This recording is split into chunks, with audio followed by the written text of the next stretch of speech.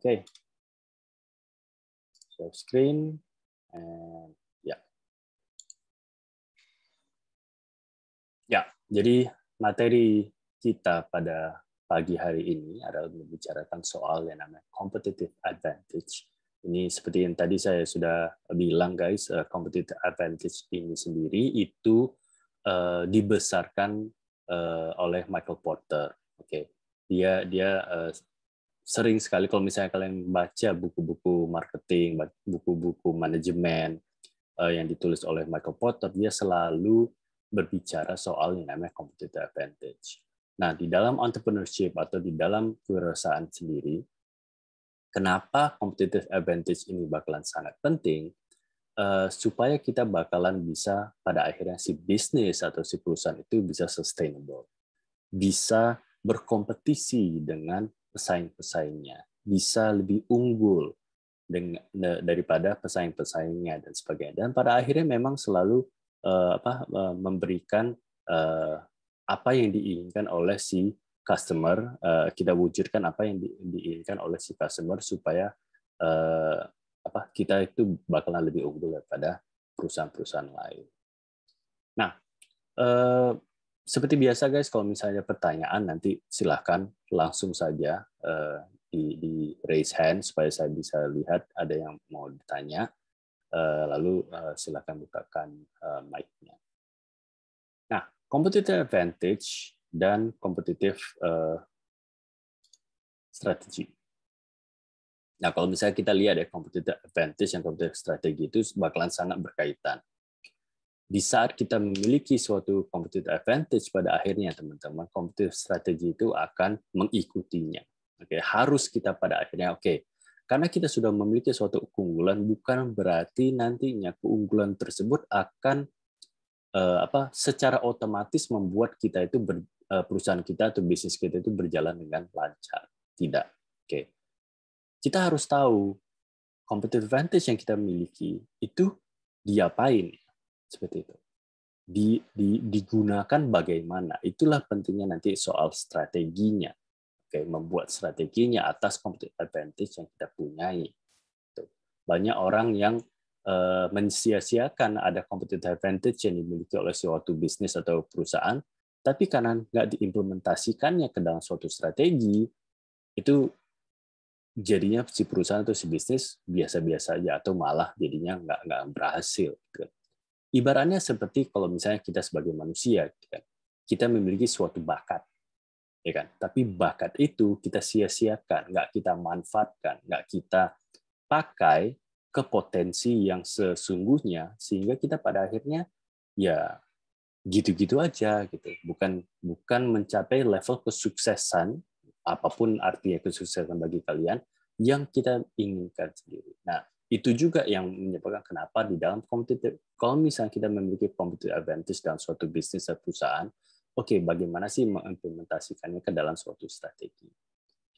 Nah, kalau kita lihat pengertian daripada competitive advantage itu implies gaining the edge on others. Ini yang paling gampang untuk dimengerti, teman-teman. Apa itu competitive advantage? Competitive advantage itu berimplikasi kepada bagaimana kita bisa lebih unggul dibandingkan sama orang lain. Bagaimana kita bisa istilah memotong orang lain, menyalip orang lain dengan competitive advantage kita itu. Nah, competitive advantage supaya kita juga bisa lebih unggul dibandingkan sama orang lain, itu kita menggunakan segala sumber daya yang kita miliki dan segala capability yang kita miliki, semua kemampuan yang kita miliki, semua skills yang kita miliki, semua bakat yang kita miliki. Jadi bukan hanya sekedar seperti tadi saya bilang, karena kita tahu kita mempunyai sumber daya, mau sumber daya alam, sumber daya manusia dan sebagainya, tapi nggak kita manfaatkan dengan potensi sesungguhnya, sia-sia. Sama aja dia jadinya bukan suatu competitive advantage. Ya, ini juga contohnya seperti ini, teman-teman. Kan ini juga yang selalu membuat saya agak gimana lah ya soal negara kita sendiri, Indonesia sendiri. Kita sering sekali kan bilang, oh kita banyak sekali orang, kan penduduk kita 270-an juta, ya kan. Sumber daya kita di dalam Indonesia, di negara kita ini luar biasa banyak, nggak ada putus-putusnya dan segala macam. Kita semua ada, ya, minyak, ya kan, sawit, mineral, semua ada di Indonesia. Gitu kan. Tapi yang sering kita lakukan atau sering dilakukan oleh perusahaan-perusahaan yang ada di dalam Indonesia adalah sumber daya yang kita miliki itu hanya kita ambil dan kita jualkan secara langsung sebagai bahan baku. Salah. Kalau saya bilang iya. Ada yang bilang enggak, ya kan saya dapat profit juga dari situ dan sebagainya. Masalahnya kan, misalnya nih, anggaplah sawit, ya kan, perkebunan, gitu kan. Seharusnya ya suatu perusahaan di Indonesia, di saat dia misalnya bisnisnya itu mengenai sawit, bukan berarti dia hanya menanam sawit, menunggu sawit itu tumbuh, habis itu diambil sawitnya, CPO-nya itu, lalu CPO-nya itu nanti dijualkan kepada perusahaan-perusahaan yang lain atau kita eksporkan kepada perusahaan-perusahaan yang lain. Oke. Loh Pak, kenapa? Kan bagus. Masalahnya, teman-teman, adalah di saat rupanya kita jual ke perusahaan orang lain atau ke negara lain, kita ekspor ke negara lain, perusahaan negara lain itu mengolah si CPO itu menjadi minyak goreng. Terus minyak goreng itu kembali kita impor ke Indonesia dan kembali membelinya itu adalah masyarakat Indonesia. Yang unggul itu siapa? Bukan perusahaan yang ada di Indonesia tadi yang memiliki kebun sawitnya, tapi si perusahaan yang tadi mengimpor minyak goreng itu, karena dia menjual minyak goreng itu jauh lebih tinggi harganya daripada sawit yang tadi dia beli, yang dibeli oleh si perusahaan yang ada di Indonesia. Seharusnya dilakukan oleh perusahaan-perusahaan Indonesia adalah, oke, saya punya kebunnya sendiri, saya ambil CPO-nya, saya olah CPO itu menjadi minyak goreng, dan minyak goreng itu menjadi produk barang akhir itu bisa kita jual bukan hanya ke masyarakat kita, tapi kita ekspor dengan harga lebih tinggi kepada negara-negara lain. Disitulah letak competitive advantage. Bukan lagi yang namanya comparative advantage. Oke. Apapun sumber daya, jadi bukan hanya untuk sawit ya, bisa aja untuk yang lain-lain, kan minyak sendiri, ya kan, mineral-mineral yang ada di sini, emas yang juga banyak di sini sebagainya. Bukan perusahaan yang lain guys yang pada akhirnya lebih unggul. Oke. Karena itu competitive advantage implies gaining the edge on others. Bagaimana kita bisa lebih unggul dibandingkan sama orang lain dengan memakai resources and capabilities kita. Jadi bukan hanya soal ngambil habis itu jual, tapi resources sumber daya yang kita miliki itu plus capabilities, kemampuan kita olah menjadi sesuatu yang lebih baik. Oke. Jangan berhenti hanya ngambil habis itu ekspor tadi. Nah, untuk itu kita memerlukan yang namanya competitive strategy. Oke. Nah, di dalam competitive advantage, di saat kita membuatnya ke dalam strategi, harus memiliki 3 hal, guys. Dan ini yang paling utama yang bakalan selalu ada di dalam kalau kita bicara entrepreneurship atau perusahaan.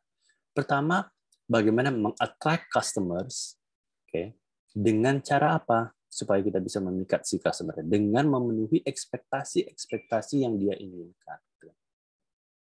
Kayak mana caranya, Pak? Jelasnya gini.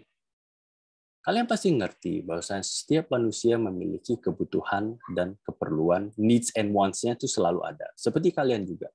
Kalian pasti memiliki suatu kebutuhan dan suatu keinginan tertentu. Ya kan? Bagaimana kalau misalnya ada suatu perusahaan atau suatu bisnis yang memenuhi keinginan kebutuhan kalian? Apa yang kalian lakukan? Pastinya kan keinginan kalian adalah, oke, saya akan membeli itu, saya akan menggunakan itu, saya akan memakai itu. Kenapa? Karena sesuai dengan kebutuhanku. Sama ibaratnya kayak Aku haus, aku butuh minum. Berarti yang akan aku lakukan adalah cari orang yang bisa memberikan aku minum. Seperti itu. Oh, ada orang yang jual minuman. Apa yang kita lakukan? Kita beli minumannya. Secara positif ya. Jadi, attract customers by fulfilling their expectations. Memikat customer-customer dengan cara memenuhi apa yang dibutuhkan. Ekspektasi dia apa. Tuh, itu yang pertama, dan itu yang hal utama pun, bukan pertama lagi. Hal utama yang harus kita pikirkan kalau misalnya kita bicara soal kewirausahaan, membangun suatu bisnis. Baru di saat kita sudah mengetahui, oke,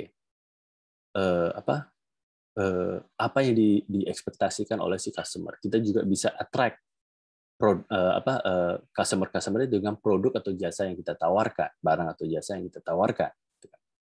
Habis itu tentunya di dalam suatu strategi tersebut, perjalanan bisnis suatu perusahaan pasti tidak akan selalu lancar. Pasti ada hambatan-hambatan, halangan-halangan, dan tantangan tertentu.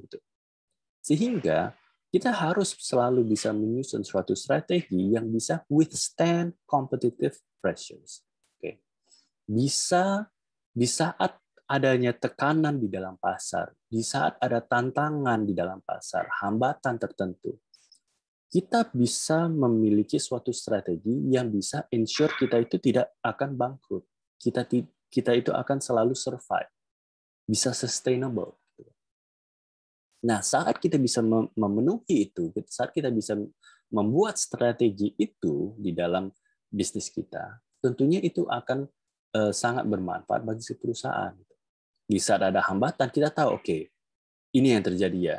Oke, berarti aku harus melakukan A, aku harus melakukan B, aku harus melakukan C. Misalnya, pandemi ini, COVID, banyak hambatan, termasuk misalnya PPKM, misalnya kan waktu untuk melakukan bisnis itu jadinya nggak terlalu banyak atau nggak terlalu luas kesempatannya. Oke. Seharusnya suatu perusahaan itu bukan mengeluh kepada si pemerintah atau mengeluh kepada keadaan. Yang harus dilakukan, oke, aku harus buat strategi apa ya supaya aku bisa bertahan? Apa yang harus aku ubah?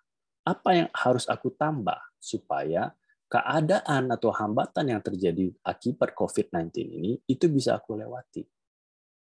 Withstand competitive pressures. Karena di saat kita membuka suatu bisnis, teman-teman, kita menjadi seorang entrepreneur. Bukan hanya saja kita berkompetisi kepada si pasar kita itu sendiri, tapi juga kepada kompetitor-kompetitor yang lainnya. Mereka juga memiliki hal yang sama, hambatan yang sama, misalnya kayak kondisi COVID-19 ini sendiri. Menurut kalian, mereka bakal menyerah? Kan enggak. Sehingga kita harus tahu, oke, kalau misalnya aku harus bertahan, selain aku harus menghadapi si pasar, aku juga harus menghadapi si kompetitor. Makanya itulah diperlukan strategi. Dan yang nomor 3, saat kita bisa menyusun suatu strategi, tentunya itu akan memperkuat posisi kita di dalam pasar. Oke. Posisi bagaimana, Pak, maksudnya? Paling sederhananya gini, guys. Brand kita, merek kita, itu semakin diingat oleh orang. Dan itu yang memang kita inginkan, teman-teman. Oke. Brand kita itu menjadi terkenal atau diingat sama orang, sehingga kalau misalnya orang ingat kebutuhan sesuatu, mereka ingatnya kepada kita. Di saat mereka ingatnya ingin minum, mereka ingatnya apa? Di saat orang ingat fast food, mereka ingatnya apa? Kan kalau orang fast food selalu mungkin yang paling pertama, kalau nggak Kentucky, McDonald, itu market position dia itu sangat tinggi di dalam pasar, gitu kan. Jadi kalau misalnya orang lapar ingin makan cepat, pasti yang pertama diingat 2 hal itu. Minum juga seperti itu. Kalau misalnya orang ingat kopi, ingatnya apa? Ada orang pasar tertentu, misalnya pasar yang tinggi atau yang high class, mungkin bakalan langsung ke merek-merek yang lebih terkenal seperti Starbucks, Max Coffee dan sebagainya. Oke. Atau yang lain-lain misalnya kayak Kopi Kenangan, Janji Jiwa dan sebagainya, itu selalu ada pasar-pasarnya. Nah, bagaimana cara kita bisa memperkuat posisi kita di dalam pasar kita masing-masing? Nah, itu makanya juga diperlukan strategi. Nah, untuk itu juga teman-teman, pada pagi hari ini kita akan fokus kepada yang namanya strategi-strategi kompetitif yang diusung oleh Michael Porter. Oke. Nah, Porter's Generic Competitive Strategies. Oke, sebenarnya ada 3 yang paling utama, guys.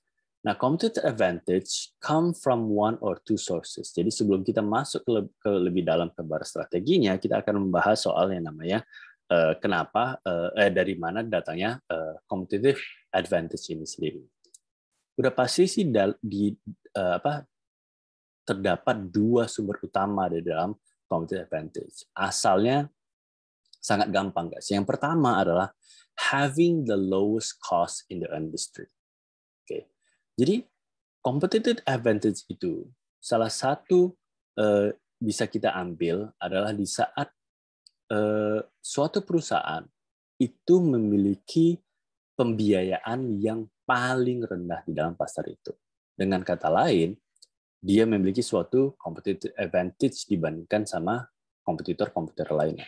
Kenapa, Pak? Kok bisa dia menjadi lebih unggul? Bayangkan, guys, kalau misalnya biaya yang kita keluarkan, misalnya per bulan, ya kan, itu lebih sedikit dibandingkan sama komputer kita yang lainnya. Itu mengatakan kemungkinan besarnya adalah profit yang kita bisa dapatkan akan lebih besar dibandingkan sama komputer kita. Oke. Anggaplah membuat suatu suatu produk, barang atau jasa, ya kan, 1 juta, misalnya seperti itu, ya kan. Si perusahaan A, dia dengan segala pembiayaan dia pada akhirnya bisa membuatnya itu dengan ongkos 700.000. Ada satu perusahaan B yang bisa membuatnya 650.000.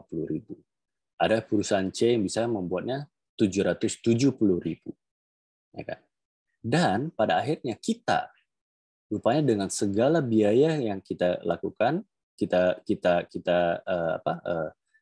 usung, rupanya kita bisa membuat produk itu dengan hanya biaya 500.000. Sehingga siapa yang bakalan lebih unggul? Tentunya dengan orang yang biayanya lebih rendah. Itu tadi. Karena apa? Karena pada akhirnya margin 500.000 dibandingkan sama 200.000, dibandingkan sama 130.000 dan sebagainya, jauh lebih besar dibandingkan sama yang perusahaan-perusahaan lain tadi yang memiliki biaya yang lebih tinggi daripada biaya perusahaan kita. Nah, salah satu keunggulan, salah satu faktor, guys, competitive advantage itu bisa terjadi adalah di saat si perusahaan kita itu memiliki lowest cost di dalam industri. Nah, yang kedua ini yang paling saya suka. Competitive advantage itu berasal dari saat produk kita yang kita kasih atau kita berikan kepada si konsumen, mau itu barang atau jasa, itu dianggap unik, itu dianggap berbeda, tidak sama dengan orang-orang yang lainnya di dalam industri yang sama, di dalam pasar yang sama. Itu berarti kita memiliki suatu competitive advantage. Misalnya, Kopi Kenangan, Janji Jiwa, ya kan? Apalagi ya, Kopi Kulo, sebagainya. Semuanya menjual kopi. Nah, kira-kira kenapa ada orang yang lebih prefer kepada Kopi Kenangan? Kenapa ada orang yang lebih prefer kepada Janji Jiwa? Kenapa yang lebih prefer kepada Kopi Kulo? Karena dari setiap orang, dari setiap pasar mereka, ada yang menganggap ketiga-tiga merek itu juga unik. Mereka memiliki competitive advantage dibandingkan sama pesaing-pesaing dia yang lainnya. kopi kenangan pasti memiliki suatu keunikan tertentu. Janji jiwa juga memiliki keunikan tertentu. Kopi Kulo juga memiliki keunikan tertentu. Sama seperti kayak Starbucks, gitu kan, Max Coffee dan yang lainnya, memiliki uniqueness yang berbeda-beda, yang sesuai dengan apa yang diinginkan oleh pasar dia sendiri. Disitulah keluar competitive advantage-nya. Nah, yang lain juga yang penting guys untuk memikirkan suatu competitive advantage adalah faktor yang lain adalah scope of the product market-nya itu sendiri. Oke. Produk kita itu cukup luaskah atau cukup narrow kah atau cukup variasinya lebih sedikit kah, lebih sempit ya. Oke. Nah, kalau dalam suatu di dalam perusahaan guys, nggak baik kalau misalnya produk kita itu terlalu broad atau terlalu luas. Kenapa? Jadinya nanti si customer kita itu susah untuk memilih produk mana sih yang sebenarnya yang ingin dia gunakan. Tapi juga kalau terlalu sempit atau terlalu narrow produk yang kita tawarkan, pilihannya hanya satu atau dua, si customer juga jadinya pilihannya cuma ini ya, nggak sesuai dengan aku dan sebagainya. Itu juga salah. Nah, supaya kita bisa memiliki competitive advantage yang pas, kita harus memiliki pengetahuan sebenarnya yang diinginkan oleh si customer itu seperti apa. Sehingga kita bisa memberikan alternatif pilihan yang sesuai. Gitu. Scope-nya harus sesuai dengan pasar kita. Itulah letak kenapa di saat kita memiliki atau membuka suatu bisnis gitu kan, kita mesti mengetahui benar segmentasi kita itu siapa, pasar segmen kita itu siapa. Geli saya rasanya kalau misalnya saya mentoring suatu bisnis gitu kan, misalnya saya tanya, oke, customer segmen kamu siapa? Oh, semua Pak. Customer saya adalah semua rakyat Indonesia. Itu udah salah guys. Kalau kalian lihat, Kopi Kulo, Kopi Kenangan, Kopi Janji Jiwa, Starbucks, Max, dan semua kopi-kopi yang ada, mereka memiliki segmentasinya tersendiri. Tapi aku bisa Pak beli kopi Kenangan dengan Kopi Kulo, dengan kopi aman-aman aja. Iya, gitu. Tapi kan kamu ngerasa, lebih enak ini ya daripada itu. Yakinlah. Itu makanya harus mengetahui betul, guys. Scope of product market kita itu seberapa besar. Okay. Lalu, mix of these factors provide basis for, pertama, cost leadership strategy, yang bakal kita nanti bahas, guys, atau disebut juga low cost strategy, differentiation strategy, sama focus strategy. Gara-gara dua hal di atas tadi yang kita coba bahas, sources competitive advantage sama faktor scope of market itu, lahirlah 3 strategi Porter yang akan kita bahas berikutnya. Nah, sebelum masuk kepada strategi-strategi tersebut, ini yang harus ada di dalam suatu competitive advantage, teman-teman. Oke, jadi building blocks-nya atau apa yang harus kita pikirkan di dalam hal yang namanya kita bisa mencapai competitive advantage adalah 4 hal ini. Pertama, superior quality. Oke. Di dalam competitive advantage itu, guys, bukan berapa banyak yang bisa aku berikan, tapi lebih kepada seberapa baik aku bisa berikan A, B, C. Seberapa baik aku bisa memberikan kopi aku, atau seberapa baik aku bisa memberikan nuansa kafe kopi aku dan sebagainya. Kualitas, guys, yang diusung. Bukan pada kuantitas, bukan komparatif. Ya. Kualitasnya, superior quality. Oke. Baru superior efisiensi. Ini berkaitan sama biaya tadi. Bukan memangkas semua biaya-biaya, Oke, tapi bagaimana kita bisa menggunakan modal yang kita punyai seefisien mungkin. Nah, ini kadang-kadang yang suka salah orang ngira. Di saat efisien, orang mikirnya, oke, berarti kita cut semua ini ya, kita gunakan bahan-bahan yang seharusnya kopinya grade-nya bagus, karena kita ingin memangkas biaya, kita udahlah grade A-nya nggak usah kita pakai grade yang C-nya, atau yang bagaimana yang lebih tingkat lebih rendah. Nah, itu salah, guys. Ingat, yang pertama saja itu udah superior quality. Gitu. Efisiensi itu bergerak ke dalam, oke, bagaimana kita bisa lebih baik melakukan operasinya, tapi dengan biayanya lebih sedikit. Gitu. Bukan memangkas kualitas. Oh, misalnya kan dalam suatu perusahaan, dalam kantor gitu kan, kalau ada manajer sumber daya bilang, oke, kita harus efisien ya pembiayaan kita 1 bulan ini, maka saat kalian kerja kita akan matikan AC supaya listrik kita jadinya lebih rendah. Itu salah, guys. Kalau kita matikan AC di saat orang lagi kerja, itu bukan berarti efektif nanti kerjaannya. Dia bakalan berkeringat, dia jadinya nggak nyaman, tugas-tugas yang dikerjai jadinya lebih lama, jadi nggak efisien, nggak efektif cara dia. Justru jadinya, oke, biaya turun, tapi tugas-tugasnya itu nggak terselesaikan dengan baik, atau justru deadline-nya nggak tercapai. Bukan itu yang namanya efisiensi. Efisiensi adalah di saat kita bisa melakukan hal dengan lebih efektif, guys. Kita lihat mana nih, oh ini kayaknya nggak perlu. Oh, kita pesannya sekian aja, nggak perlu pesannya lebih banyak.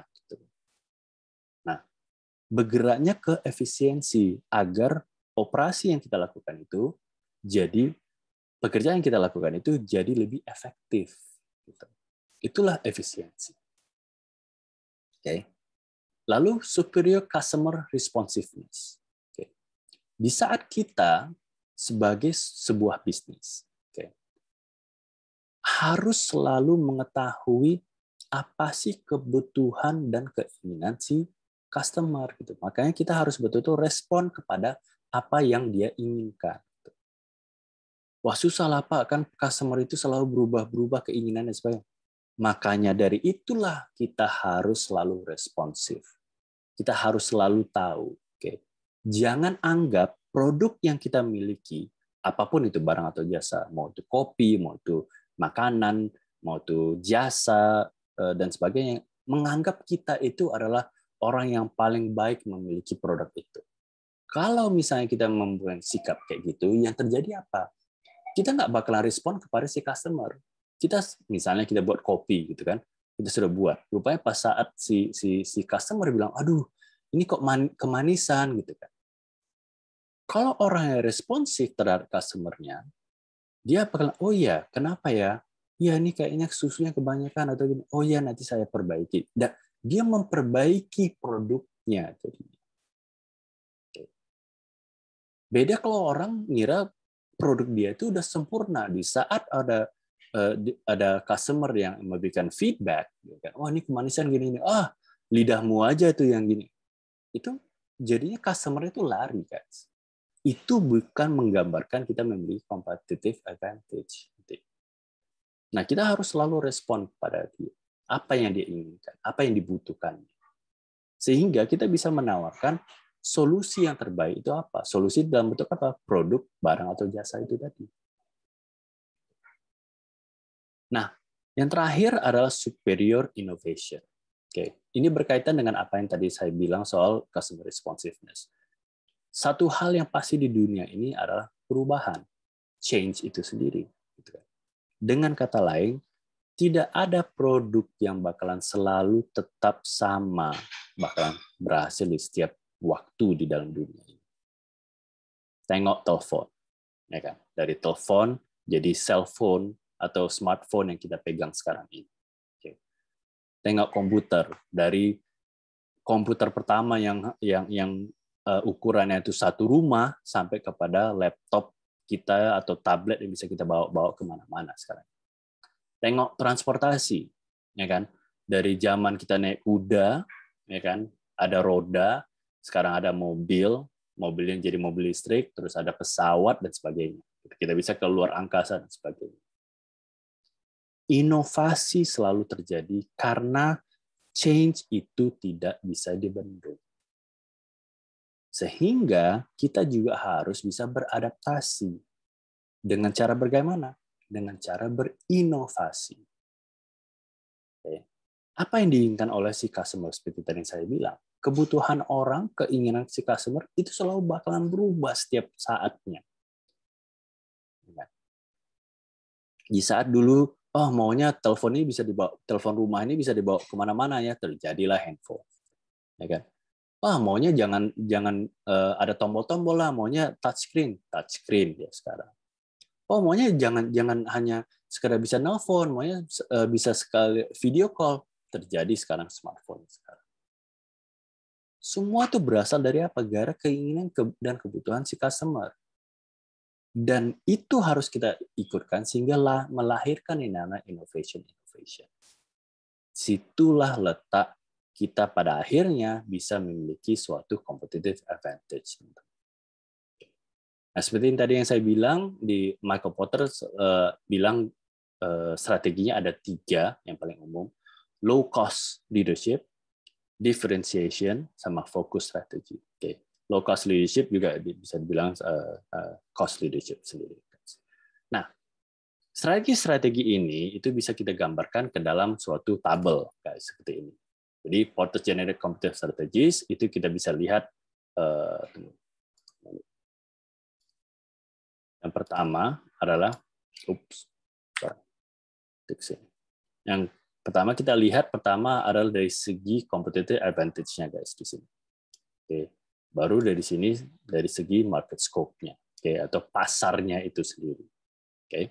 Nah, kalau kita lihat yang pertama yang low cost, yang cost leadership.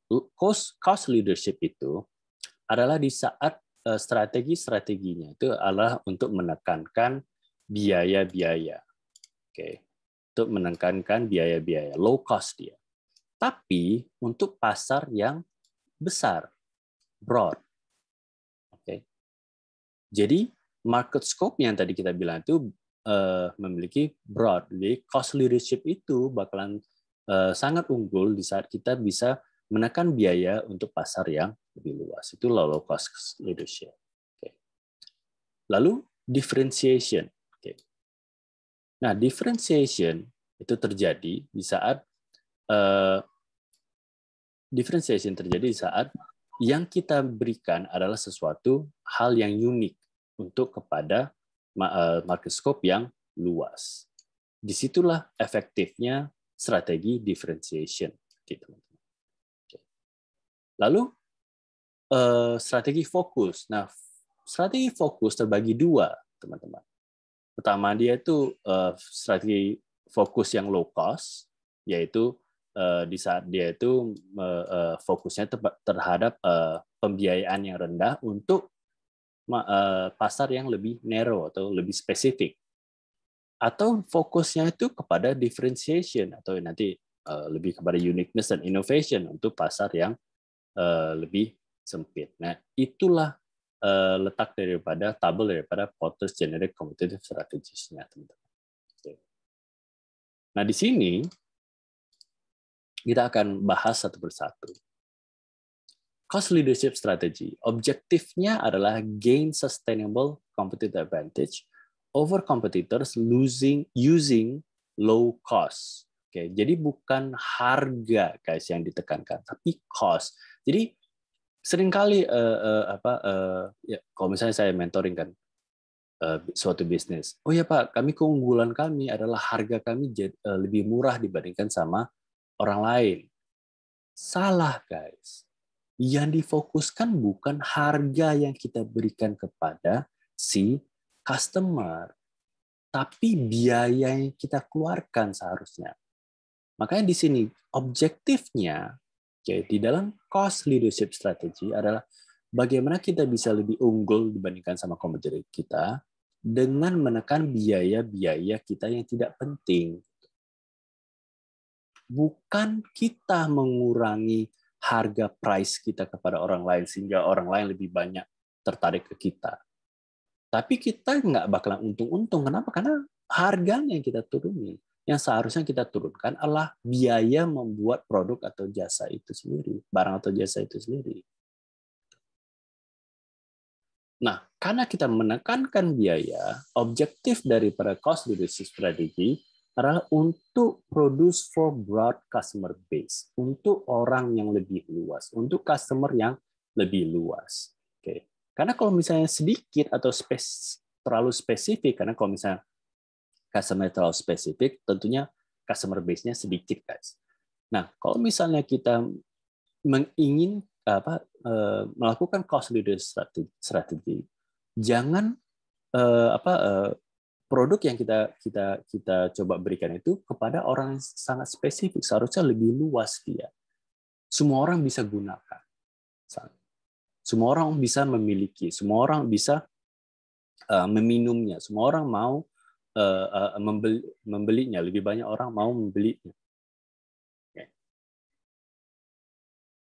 Nah, untuk itu juga, makanya kayak contoh-contoh kita bisa lihat di dalam cost leadership strategi adalah produk-produk yang pada umumnya itu dikonsumsi sama masyarakat. Nggak peduli dia itu masyarakatnya itu apakah high class, middle class, low class, dan sebagainya. Semua orang membelinya. Semua orang memerlukannya. Contoh kayak air mineral. Ya kan? Air mineral kan banyak mereknya. Dari Aqua, ada Ades, ada Prima, dan sebagainya. Banyak. Gitu. Nah, setiap dari merek-merek itu, mereka tahu customer base mereka itu juga sangat broad, sangat luas. Gitu kan. Sehingga perusahaan mana sih yang bisa menekan low cost leadership strategi dengan sangat baik? Itu juga bakalan jadi suatu hal yang sangat penting, teman-teman. Jadi ingat, bukan soal harganya yang diturunkan, tapi ongkos produksinya atau cost-nya untuk membuat produk itu yang seharusnya kita tekankan. Banyak sebenarnya biaya-biaya teman-teman yang sebenarnya nggak diperlukan atau bisa kita tekan. Hanya kita perlu cari, oke, ini kayaknya nggak perlu, ini bisa kita kurangi. Nah, low cost implies overall low cost. Jadi bukan hanya satu sisi, not just low manufacturing atau production cost, tapi juga produk quality itu tidak bisa kita kesampingkan kayak tadi yang saya bilang. Bukan berarti karena kita ingin menekankan biaya-biayanya, kualitasnya juga kita kurangi. Bukan itu, guys. Bukan kayak tadi karena ingin mengurangi biaya listrik, makanya kita mengurangi pemakaian AC di dalam kantoran itu. Bukan itu, guys. Ingat, efisiensi seharusnya yang kita pikirkan di sini. Low cost-nya itu kepada hal yang efisien dan efektif, bukan kepada hal yang hanya untuk mengurangi aja biaya. Itu cost leadership strategy. Jadi betul-betul mempursue economics of scale, teknologi, penggunaan teknologi, penggunaan bahan baku, dan faktor-faktor lain itu bakalan sangat dipikirkan di dalam cost leadership strategy. Nah, karakteristik suatu perusahaan menggunakan cost leadership strategy, pertama dia tuh bakalan sangat strict kepada yang namanya kontrol di dalam produksinya. Sangat rinci dia. Dia betul-betul tahu, oh ini nggak bisa dilakukan seperti ini. Harus seperti ini. Strict dia kepada yang namanya production dia sendiri. Ada standar operating procedure yang harus selalu diikuti. Budgeting juga dia sangat ketat. Nggak akan ada biaya-biaya yang sia-sia dikeluarkannya di dalam budgeting tersebut. Pas-pasan pasti. Namun, di dalam cost leadership strategy ini, sedikit product differentiation. Jadi kalau misalnya dia mengeluarkan suatu produk, misalnya produk kopi, mungkin yang dikeluarkannya itu hanya satu jenis, atau dua jenis. Ada kopi hitam, kopi susu. Udah, selesai. Nggak ada latte, nggak ada cappuccino, nggak ada frappuccino, nggak ada macchiato, nggak ada. Yang ada hanya kopi hitam, kopi susu. Karena dia budgetingnya nggak tinggi, guys. Lalu dengan hanya memiliki 2 variasi kopi, production control-nya jadi lebih mudah. Nah, untuk itu juga limited market segmentation. Nggak terlalu banyak. Kenapa? Ya, jenis kopi dia aja hanya 2. Berarti dengan kata lain, segmentasi dia hanya orang-orang yang suka kopi hitam sama kopi susu. Udah, selesai. Nah, ada orang yang suka latte bakalan ke perusahaan dia, ke kafe dia. Nggak ada orang yang suka ke cappuccino bakalan ke tempat dia. Dan dia sama dia itu nggak masalah karena memang yang ditargetkannya adalah orang yang suka kopi hitam dan kopi susu. Udah cukup bagi dia. Itulah cost leadership strategy. Nah, emphasis on productivity improvements. Oke. Yang dia coba untuk tekankan bukan kepada inovasi daripada kopi susu dan kopi hitamnya itu, tapi bagaimana bisa membuat kopi susu atau kopi hitamnya itu jauh lebih baik. Apakah disajikan lebih cepat, apakah disajikan lebih nikmat, atau terakhirnya ya, kopi panasnya bisa lebih tahan lama, apapun. Tapi soal productivity, 2 hal itu tadi. Itulah cost leadership strategy. Lalu differentiation strategy. Ini yang kedua. Objektif daripada differentiation strategy adalah offering product and services perceived as unique over the other brands of rivals in the industry. Jadi objektifnya adalah kita memberikan perbedaan, uniqueness tertentu produk, barang, atau jasa kita dibandingkan sama merek-merek kompetitor lainnya di dalam bidang yang sama. Balik kepada yang kopi tadi. Apa yang kita bisa berikan unik, berbeda, dibandingkan sama kopi kenangan, janji jiwa, Kulo, ya kan? Filosofi kopi, kafe-kafe yang lainnya, kafe yang terkenal kayak Starbucks, Max, dan sebagainya. Apa yang bisa kita berikan berbeda? Yang pada akhirnya bisa dianggap sama si customer kita, oh iya ini ada keunikan yang sangat berbeda nih dibandingkan sama perusahaan-perusahaan lain atau bisnis-bisnis lain. Itulah kunci atau objektif daripada differentiation strategy. Namanya different. Memang mau berbeda, memang mau unik, mau berbeda dengan rival-rival kompetitor dia di dalam brand, di dalam industri itu. Nah, faktor-faktor kesuksesannya adalah di saat dia bisa meng-create value yang berbeda kepada si customer. Dia create value, nilai tambah yang lain.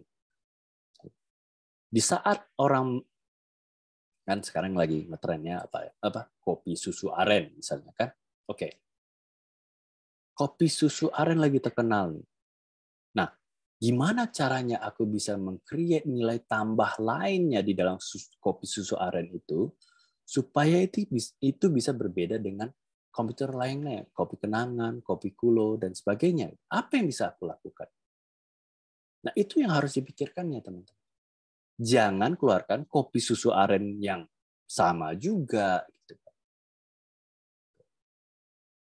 Sesederhana mengganti namanya, itu juga bisa menjadi suatu differentiation strategi. Ada kemarin saya lihat ada suatu kedai kopi kan. Dia nggak bilang dia itu kopi susu aren, namanya dia rubah. Apa ya, sugar cane coffee atau apa, lupa saya. Tapi jadinya orang tertarik, lucu ya namanya. Padahal itu sama, kopi susu aren. Tapi karena pembawaannya dia berbeda, yang dia bilang itu berbeda, jadi menjadi suatu nilai tambah tertentu. Walaupun sama, kopi susu arennya. Lalu, offer products or services not easily matched or easily copied by rivals. Ini yang paling saya sukai sebenarnya. kalau di dalam strategi ini, differentiation strategi ini adalah di saat kita memberikan suatu produk, barang atau jasa yang sama sekali susah ditiru oleh kompetitor kita. Ini udah pasti sesuatu yang sangat berbeda. Udah sesuatu yang sangat unik. Gitu. Susah ditiru. Dan inilah yang selalu dicoba diincar dan dibuat oleh semua kompetitor. Susahnya luar biasa. Tapi di saat kita bisa melakukan ini, yang nomor 2 ini, not easily match, atau sama sekali susah ditiru oleh si kompetitor, kita bakalan diposisi sebagai sesuatu yang lebih unggul. Baru nomor 3, not spending more to differentiate the firm's products or services than the price premium that can be charged. Ingat, kembali kepada harga tadi.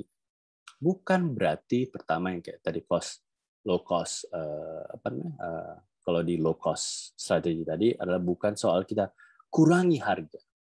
Dan di sini di dalam differentiation strategi bukan berarti harganya kita naikin sepremium mungkin karena kita berbeda. Bukan itu teman-teman intinya. Karena kita satu-satunya yang memiliki atau bisa membuat produk itu, bukan berarti kita bisa seenak-enaknya juga memberikan harga. Logika sih, karena orang lain nggak bisa buat. Gitu kan. Tapi ingat, yang pertama sekali yang tadi saya bilang, fokus utama kita di saat namanya competitive advantage adalah kebutuhan dan keinginan si konsumen itu kita penuhi. Kalau kita memiliki produk yang super keren, nggak bisa ditiru sama orang lain, ya kan, dan memenuhi kebutuhan si konsumen itu, tapi si konsumennya nggak bisa beli karena kita menerapkan harga yang luar biasa tinggi, sama aja kan. Makanya bukan berarti price premium yang harus kita kasih kepada mereka, tapi pricing yang tepat, guys. Siapa bilang, ya misalnya kayak smartphone yang kelas atas sekarang, misalnya Samsung S20, iPhone 13 yang baru keluar, sebagainya. Harganya kan udah pasti ngeri, ya kan?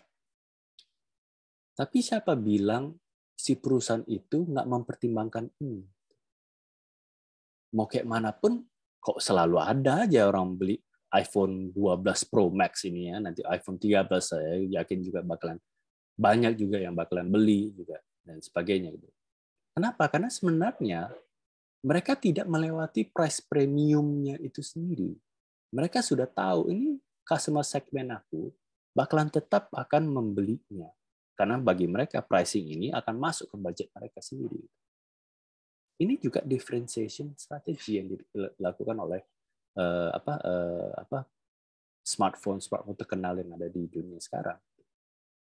Bapak, kenapa kok kayak Xiaomi, Oppo dan sebagainya itu bisa memberikan harga lebih murah? Karena mereka nggak mengambil differentiation strategi, teman-teman.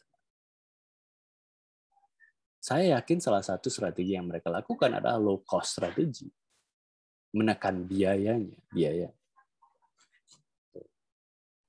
Nah, keunggulan daripada differentiation strategy itu sendiri, a product or services with unique and appealing attributes allows a firm to, pertama, bisa betul-betul mengendalikan yang namanya harga pricing dia. Karena dia berbeda, udah tentunya akan gampang menentukan harganya. Tapi ingat, jangan melewati yang namanya standar premium price-nya itu sendiri. Kenapa? Karena nantinya nggak akan ada yang bisa beli. Yang kedua, dia bisa increase sales dia, penjualan dia bisa naik. Kenapa? Karena dia memiliki suatu produk yang berbeda, yang diinginkan oleh orang lain, dan kemungkinan besar tidak bisa ditawarkan oleh orang lain saat ini. Sehingga unit sales dia kemungkinan juga akan meningkat, penjualan dia bisa meningkat. Karena belum ada yang bisa menandingi atau memberikan hal yang sama. Dan yang paling saya sukai dalam differentiation ini adalah disitulah terbentuk brand loyalty. Disinilah terbentuknya orang setia kepada merek yang dia suka itu. Kenapa saya pada akhirnya tuh setia kepada misalnya kalau kayak sepatu olahraga, setianya kepada Nike. Ya, enggak.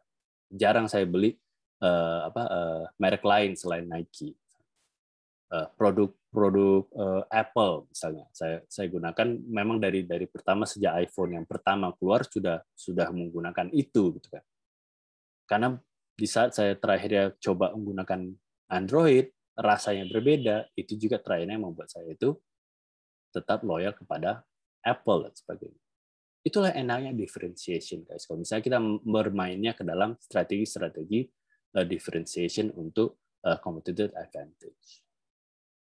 Nah, terakhir adalah yang namanya fokus strategi. Nah, fokus strategi adalah di saat suatu perusahaan pursue either a cost leadership strategy atau differentiation strategy. Jadi sebenarnya fokus strategi dia betul-betul berfokus terhadap memilih antara dua strategi tadi, cost leadership atau differentiation strategy.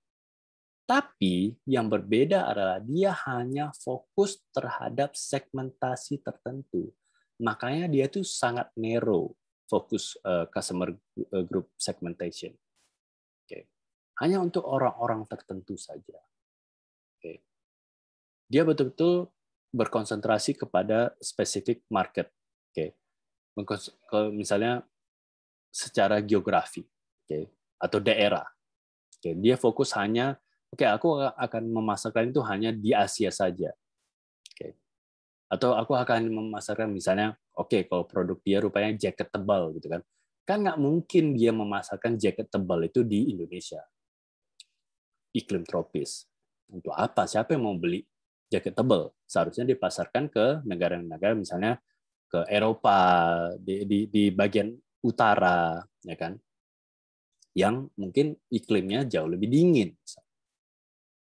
Atau dia berkonsentrasi kepada tipe-tipe customer yang memiliki sifat-sifat tertentu atau sikap-sikap tertentu. Misalnya ada orang yang bisa kopi tadi kan, ada orang yang suka kopinya itu sama sekali nggak pakai gula kan.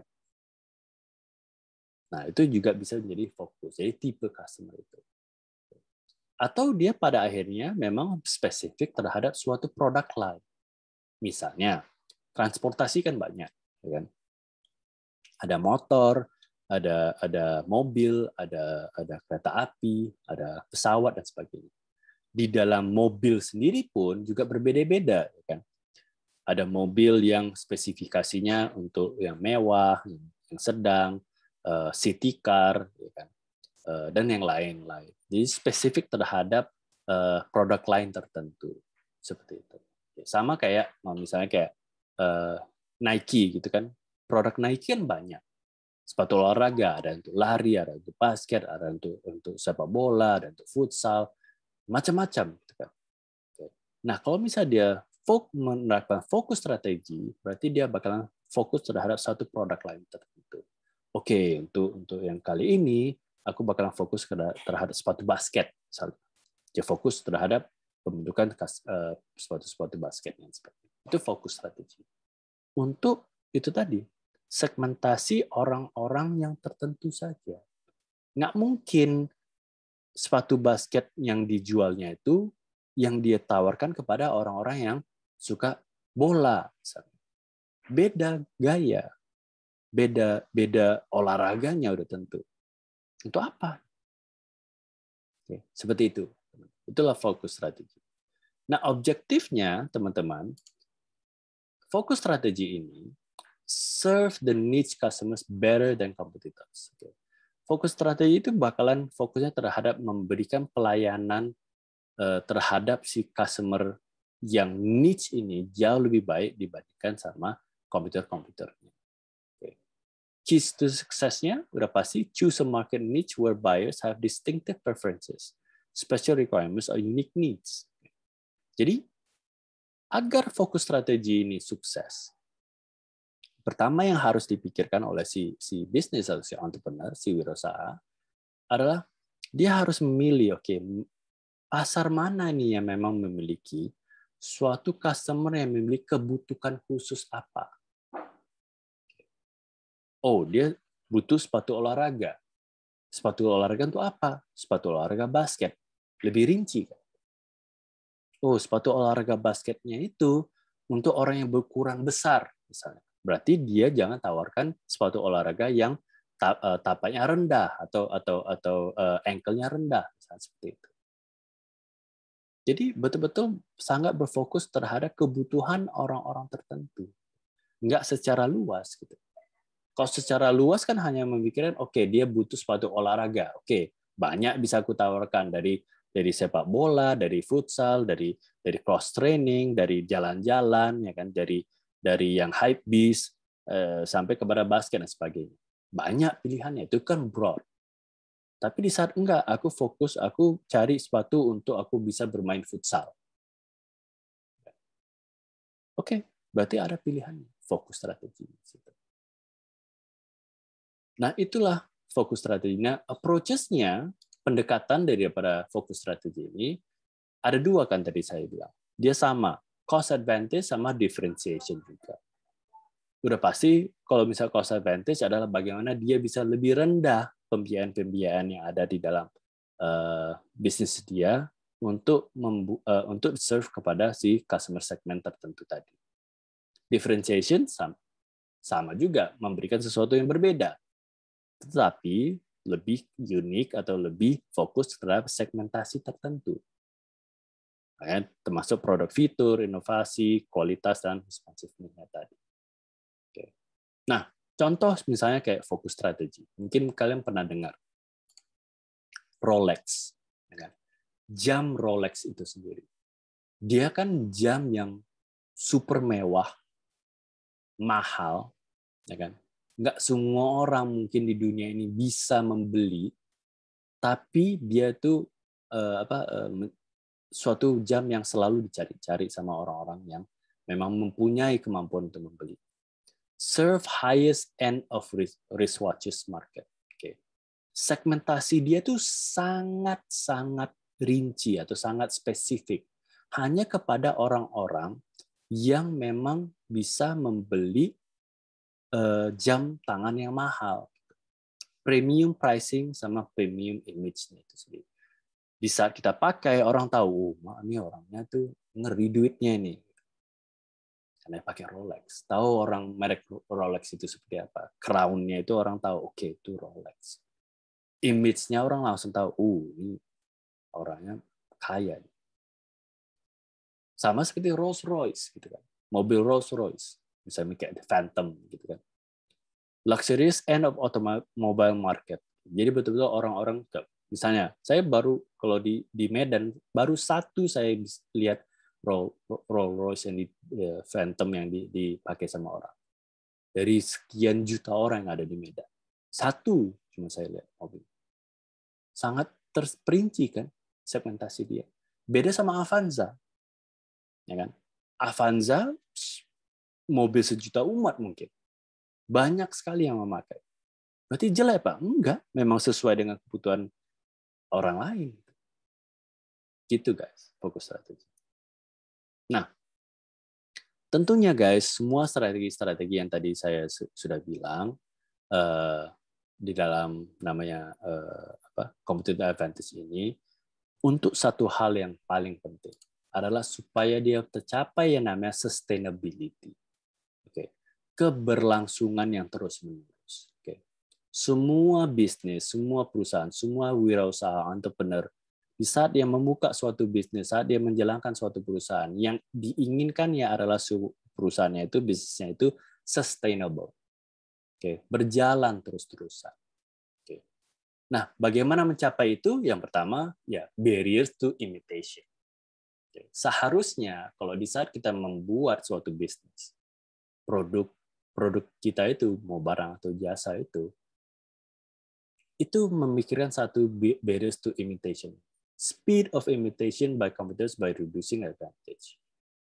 Jadi, kalau misalnya produk kita itu susah ditiru, dengan kata lain, speed of imitation-nya itu jadi berkurang. Dalam arti kata gini, karena dia susah ditiru, keunggulan kita dibandingkan sama perusahaan lain jauh lebih tinggi, teman-teman. Karena mereka belum bisa mencapai ke standarnya kita. Kita masih unggul di situ. Kita mereduce advantage-nya orang lain untuk bisa menirukan kita. Apakah itu dia terlimitasi dengan mendapatkan sumber dayanya, atau dia terlimitasi terhadap kemampuan dia meng-create produk yang sama itu sendiri. Nah, di saat memang produk kita itu susah ditiru, kita bisa mencapai sustainability di dalam competitive advantage. Oke. Baru limits on competitors gitu. Nah, untuk itu, untuk supaya kita bisa melimitasi si kompetitor-kompetitor kita itu, kita betul-betul harus bisa menyusun strategi-strategi mana yang tepat kita lakukan di dalam perusahaan kita. Makanya tadi kan ada supaya kita bisa mencapai sustainable competitive advantage, ada 3 strategi yang harus kita pikirkan. Yang mana ya Pak? Itu tergantung sama kalian sendiri. Bukan terhadap, oke Pak, berarti saya akan ikut apa yang Bapak katakan. Bukan. Kalian menggunakan yang mana? Yang tepatnya bagi kalian itu yang mana? Hanya kalian sendiri yang tahu. Dan sustainable competitive advantage itu juga sudah pasti akan terpengaruhi oleh yang namanya industry dynamism. Dinamiknya suatu pasar itu sendiri. Apa itu, Pak? Perubahan tadi yang saya bilang. Sesuatu yang pasti akan selalu terjadi adalah change. So, if you don't adapt, you die. Kalau kalian tidak beradaptasi, berinovasi, kalian akan ketinggalan. Kalian akan mati. Kalian tidak akan sustainable. Nah itu, guys, yang harus dipikirkan soal sustainable competitive advantage. Supaya kalian mencapai kepada level sustainability itu. Nah, kenapa banyak perusahaan gagal? Ya, pertama mungkin karena inersia tadi. Nggak mau dia berubah. Nggak mau dia berubah karena dianggapnya suatu hal yang dulu dilakukan yang sempat berhasil, sekarang dicoba dilakukan tapi nggak berhasil. Tapi dia enggak, ini aku dulu udah pernah berhasil kayak gini. Nggak tahu dia zaman sekarang sudah berubah. Itu yang harus dipikirkan. Price strategi commitments juga. Jadi di saat kita tahu limitasi-limitasi kita, disitulah kita pada akhirnya itu bisa mengembangkan diri. Ingat, jangan pernah anggap kita adalah perusahaan yang sempurna. Kita memberikan produk yang paling disukai sama orang. Disitulah letak kegagalan-kegagalan. Contoh, Nokia. Nokia pas saat dia menjadi raja telepon, handphone, di saat semua orang memakai Nokia, sampai orang bilang, oke, Nokia itu handphone sejuta umat, semua orang ada, semua pakainya Nokia. Tapi di saat munculnya Android, di saat munculnya smartphone, PDA dan sebagainya, dia tidak mau mengikuti itu karena dia anggap, oh enggak, aku udah terlalu besar. Semua orang apapun produk yang aku keluarkan, mereka tetap beli. Apa yang terjadi? Hancur. Itu juga yang nama Icarus Paradox. Icarus ini kan di saat dia kan, kalau ini kan kisah Yunani, gitu kan. Di saat dia memiliki sayap, gitu kan. Dia suka alih terbang. Ayahnya bilang, Icarus, jangan terbang terlalu tinggi. Kalau kau terbang terlalu tinggi, nanti matahari akan melelehkan sayapmu. Dan itulah yang terjadi. Itulah yang terjadi sama Nokia. Itu yang terjadi sama BlackBerry juga. Itu yang terjadi sama perusahaan-perusahaan yang menganggap bahwa produk yang dia miliki sudah sempurna. Itu yang mematikan inovasi, guys. Okay. So why do companies fail? Itu tadi. Nah, supaya kita bisa terhindari, guys, daripada itu, fokus terhadap yang tadi competitive advantage. Kan ada 4 building blocks itu tadi kan. Itu termasuk inovasi, termasuk bagaimana kita bisa responsif, termasuk bagaimana kita bisa selalu meng-create sesuatu yang baru dan sebagainya. Continuous improvement. selalu beradaptasi. Kita sudah mengerti bahwa dunia bahkan selalu berubah. Lalu lihat orang lain lakukan apa, komputer lakukan apa. Bukan berarti kita harus meniru, tapi kita harus benchmarking. Oh, dia lakukan itu ya. Apa yang aku bisa lakukan berbeda? Dan jangan pernah puas terhadap apa yang telah kita lakukan. Disitulah letak kita akan mematikan inovasi-inovasi. So itu saja guys pertemuan kita pada siang hari ini mengenai competitive advantage.